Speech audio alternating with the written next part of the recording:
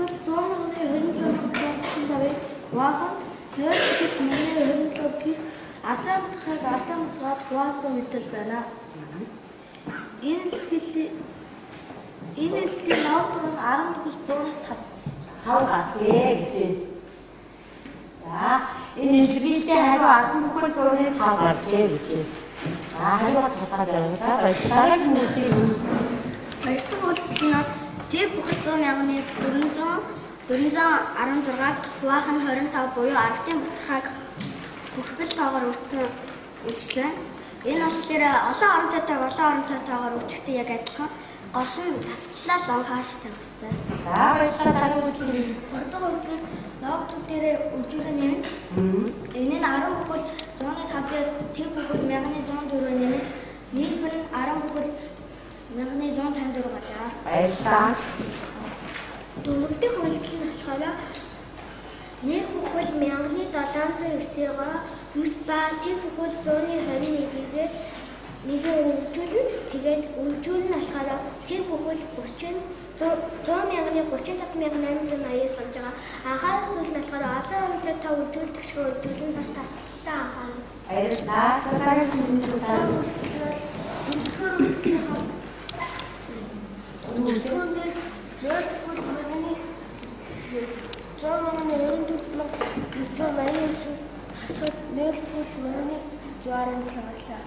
гарсан юм уу нэх үү? Гарсан яасгаар баярлалаа сонсох хэрэгтэй насрахсаар байна уу? Баярлалаа. Асуу акгүй тэ тайма. Ямар артахгүй. Юу ийсэн? Нэгний заамдаа тавьчихсан. За дараагийн үйлдэл нь юу вэ?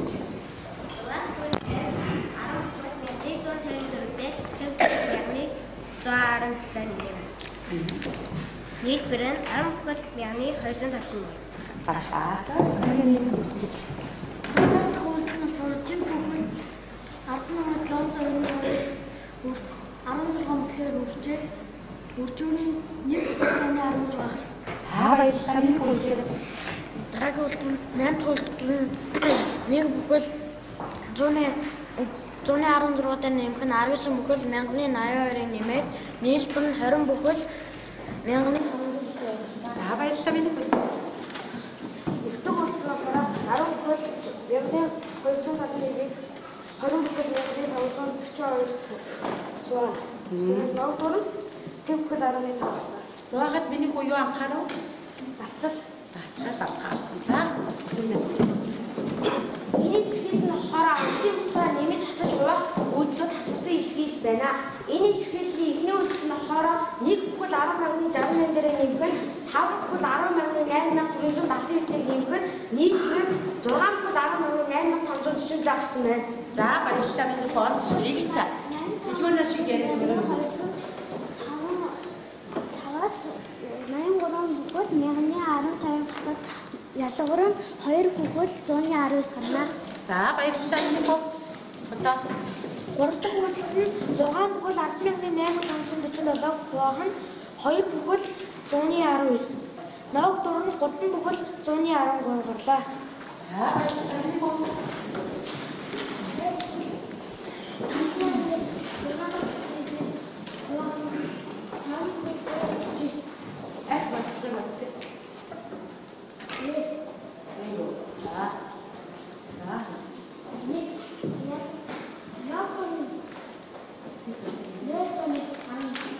Зуны 11 гарч ирж байна.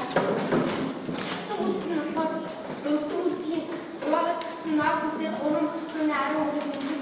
нийлбэр нь 3,25 байна. Нэмэгтэй гэхэд хай танилаад тав хэд болно. За баярлалаа. За Ноутбук 980,000 төгрөгийн үнэтэй байсан ба 13% нэмэгдсэн бол ноутбук авахын хэдэн төгрөг вэ гэсэн асуусан. 980,000 төгрөгөөр ихлэ заавал 1% нь олно. 9,800 төгрөг гарч байгаа. Тэгээ 9,813% нь олохын тулд 13-таа үржүүлэхээр 127,400 гарна. Тэгээд анх байсан үн дээрээ нэмэгдсэн үнэ 127,400 нэмэхээр 1,107,400 төгрөг болчихно. Galaxy Note 2 700,000 төгрөгийн үнэтэй байв.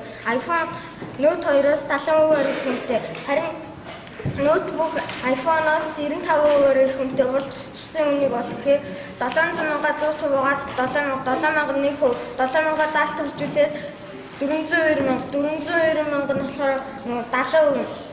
490,000 дээр 700,000-ыг үнэхээр сая 190,000. Энэ болохоор iPhone-ийн мөн.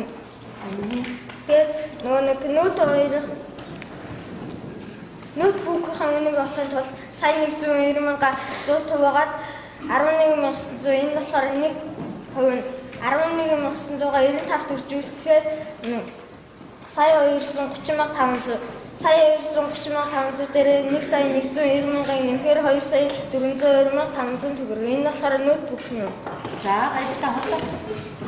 энэ жилээр зурагт 50% нэмэгдээд 6,000 төгрөг болж 600,000 төгрөг болжээ. Анх хэдэн төгрөг байсан бэ? 20% нэмэгдэж гэхээр 100% дээр 20% нэмэхээр 120% нь 600,000 төгрөгтэй гинсэн. 1% олохын тулд 600,000-аар 120 байхаар 5,000 төгрөг буюу 1%. Одоо хэдэн хувь нэмэгдсэн бэ гэдгийг олохын тулд 5,000-аар 20 үржихээр 100,000 төгрөгөөр нэмэгдсэн. Анх хэд байсан бэ гэдэг үнэ олохын тулд 600,000-аас 100,000-ыг хасахад 500,000 төгрөг. 42 инчийн лед зурагт анх 500,000 төгрөгийн үнэтэй байсан. Сая 500,000 төгрөгийн үнэтэй Toshiba-гийн ноутбук 5% өндөр хэдэн төгрөг болсон бэ? Сая 500,000 100% гэж үзэхэд 1% нь олохын тулд 100-аа хуваагаад 15,000 нь 1%. 5% нь хэдэ гэж байгаа учраас 1% буюу 15,000-аар 5-таа үржиж 75,000 төгрөгөөр хямдрах. Тэгээд хямдраад хэдэн төгрөг болсон бэ гэдгийг олохын тулд анх байсан сая 500,000 төгрөгөөс 75,000-аар хасахад сая 425,000 төгрөг болсон. За чинь Ноутбук бараг 24% өндөр. Тэгвэл 80,000 төгрөгийн үнэтэй гудал хэдэн төгрөг болох вэ? Одоо энэ болгоныг бодоход бол 1% нь олно. 80,000-аар 100% гэж авч үзээд 80,000-аар 100 аваад 800 тэр өнөөдөр хичээлээр бидний өсвөр дээр хийгээд бодож хамгаалж процентын бодлогыг бас адилхан бодож хамгаалж зохиож баярлалаа. Ямар сайн мундаг хүүхдүүд ээ. Энд чинь миний хүүхэд. өнөөдөр хичээлээр 6-аас 9 бодлоготой ардын баталгаатай илэрхийлэлийг бодсон. Тэр илэрхийлэл хамгаалж нотогч тайлбарлаж сурсан. Миний хүүхэд. Би өнөөдөр ардын баталгаа нэмэх хасах үржих хуваах дөрвөн үйлдэл хавсарсан илэрхийлэл бодож тайлбарлаж нотолж хамгаалсан. Тэгээд бас процентын бодлого бодсон тайлбарлсан. За баярлалаа миний хүүхдүүд. Манай ангийн өнөөдөр энэ багшийнхаа өгсөн даалгаврын сангаас гүйцэтгэсэн хувь нь илэрхийлэлийг хүүхэд бодсон байна 100%. Тайлбарлсан илэрхийлэлээ бодоод тайлбарлсан хүүхдүүд эндээс энэ хүүхэд 16 хүүхэд буюу 40% гүйцэтгэсэн байна. Ахаад бодлого бодсон хүүхэд бол бүгдээрээ бодож бодлогоо амжилтсан байна 15 минутанд. Тайлбарлсан бодлогоо тайлбарлсан хүүхэд нь 5 хүүхэд буюу 12.5% гүйцэтгэсэн байна. Бодлогын процентын бодлогыг бүх хүүхэд зохиож чадсан байна 100%. Тайлбарлсан 19 хүүхэд байлаа.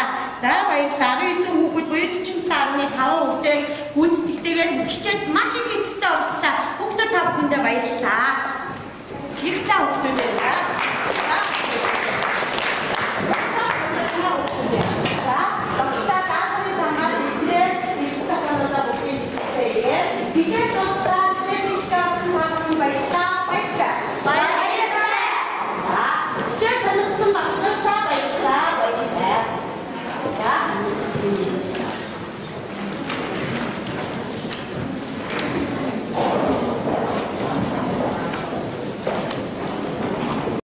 Тохны тухай номын санагаас уншиж ирсэн байлаа. Нөгөө дэлхийн 2 дугаар дайнд нөгөө Оросууд нөгөө дайнд оролцож байгаа тал маш ховор байсан. Тэгээд олддгүй ингээд жижигхэн өсөлт талхуу гэдэг тэрийг ерөөсөө үнэрлээ буцаад кармандаа ирчдэг байсан гэдэг.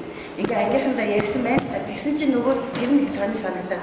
Тэгээ яагаад багшаа судалж болохгүй гэж талхыг одоо яаж хүмүүс хийдгээ анх эхлээд таанаас гаралтай ингээ болно шүү дээ.